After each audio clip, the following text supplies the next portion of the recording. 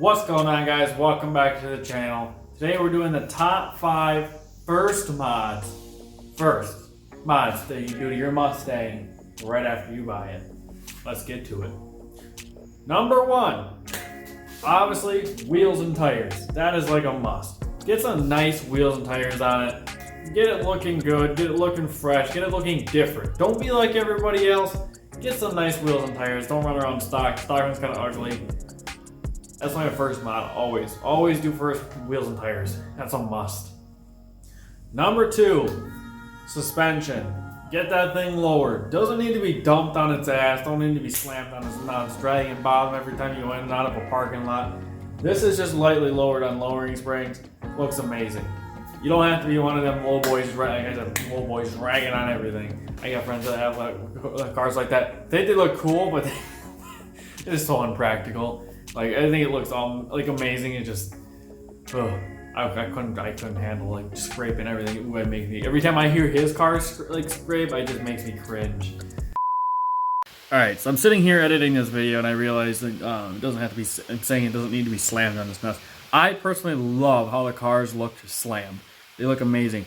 I'm saying you don't have to do that to make it lowered for suspension wise. I'm just saying you can lower it a little bit. Personally, I want to put my car in bags because I love the slam look when it's sitting, but I like the practicality of a bag setup that you can lift the car up for normal everyday driving. If you daily your Mustang, kind of like I do during the summer, because I absolutely love the car and I'm going to drive it as much as I can before winter, before I got to park it for several months.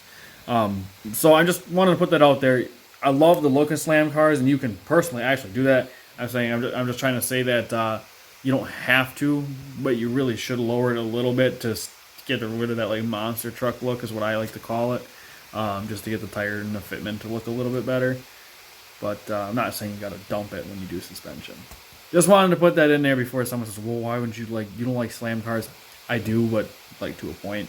I want to be able to make it practical with bags. So just wanted to put that in there. Okay, back to the video. Suspension is definitely a must. A lot of times you get ones too that will make it ride a little better. You can go with bags, so you can slam it on its nuts when you park that meet, but yet you can still raise the car and still have like your full drivability, which is actually what I want to do in this. Possibly, I really would love to go bags and try a set of bags. I heard there's a lot of maintenance, especially sitting over winter, but I don't know. I've never had bags. Like I have them in semis and like stuff like that, but I don't know how much different they are in a car. It sounds like there's a lot of maintenance to it. I don't know. But yeah, that's definitely my number 2, suspension. Definitely gotta do wheels and suspension. Get it looking nice. Number 3.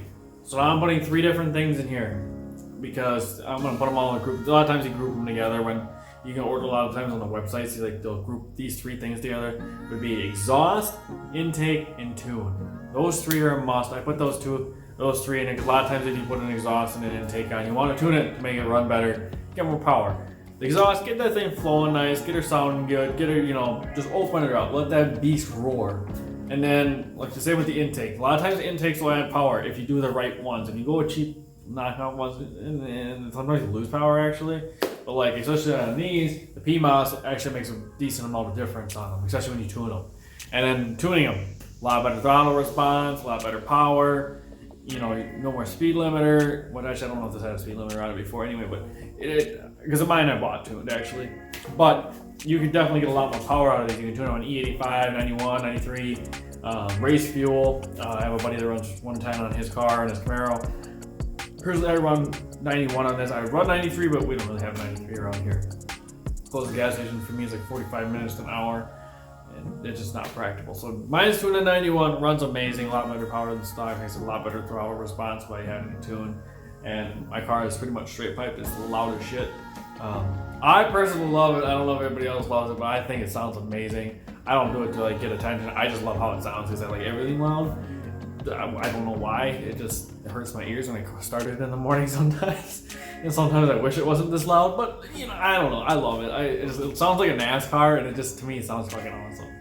So, definitely intake, exhaust, tune. Those 3 are a must. Number 4, gotta be tint.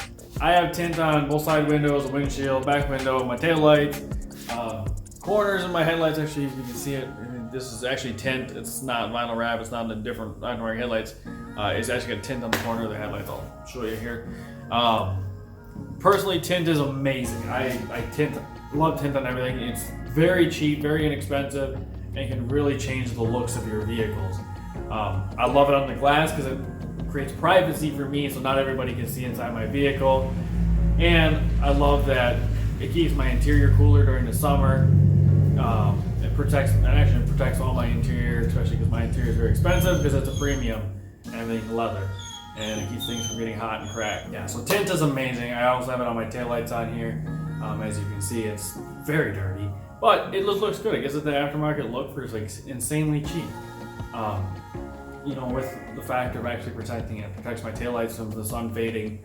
Obviously, the only downfalls with the taillights and stuff, they don't work as well because it dims your taillights, where you can actually buy aftermarket taillights and stuff that like have tint built into them. Where like the back of the housing is actually painted so they look tinted, but like this is the cheaper way to do it for now, kind of thing. So definitely tint for number 4. All right, and the 5th, but yet not final thing, has to be LED headlights. Actually, LED lights in general. Most of the newer vehicles all come with LED lights, but there are lots of lights that actually aren't LED. Like my signal lights aren't LED, and I think that's really it actually. I think just my signal lights in the front. And maybe like these little corner lights right there. Oh my god, I can't figure out how to point. Those lights, they're not LED. Upgrade them all to LED. Actually, these ones I can get blacked out ones that are LED and they look way nicer and they're not very expensive. Very inexpensive lights. But a lot of older cars, you know, if you own a car that's a little bit older, it doesn't have LED lights. Upgrade to LED lights. It looks so much better, looks so much cleaner, makes the vehicle, in my opinion, look a lot newer. I think it looks a lot newer, a lot cleaner. Just you can buy aftermarket headlights, get LEDs, they're a lot brighter, you can see a lot better at night especially, and people can also see you a lot better at night. So that you don't have people pulling out in front of you, at least on accident. Some people like to pull out in front of you on purpose for some reason. I don't know why. But yeah, LED lights, in my opinion, are a must.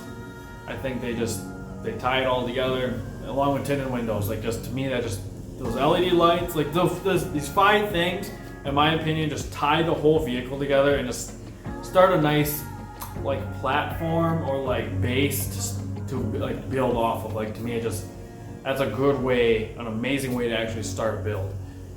But we're gonna throw a bonus one in here, number 6.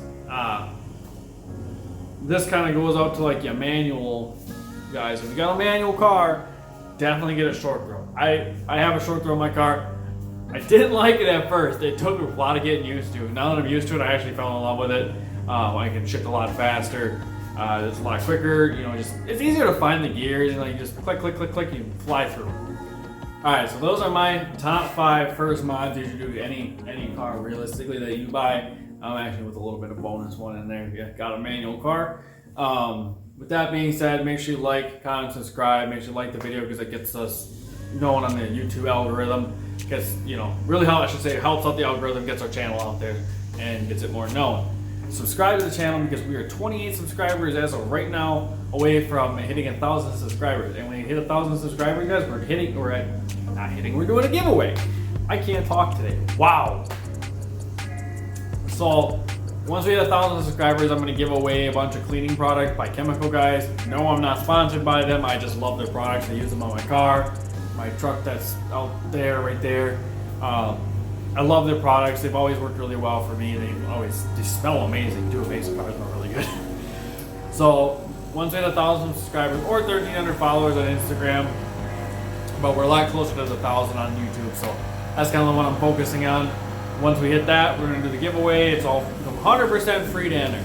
I'm just going to make a post on Instagram and comment on that, and we'll pick a random winner using one of the random picker thingies on the internet. With that being said, we also sell merch finally. So we have 4 different designs, and there's 4 different t-shirts, and those same designs are also the 4 different sweatshirts. So you can get a sweatshirt, t-shirt, whatever you want, multiple colors, sizes. So head over to recklessoffsets.com. Make sure you go get one of those. You know, check it out and see what you like. Maybe order something. That being said, I'll catch you guys next time.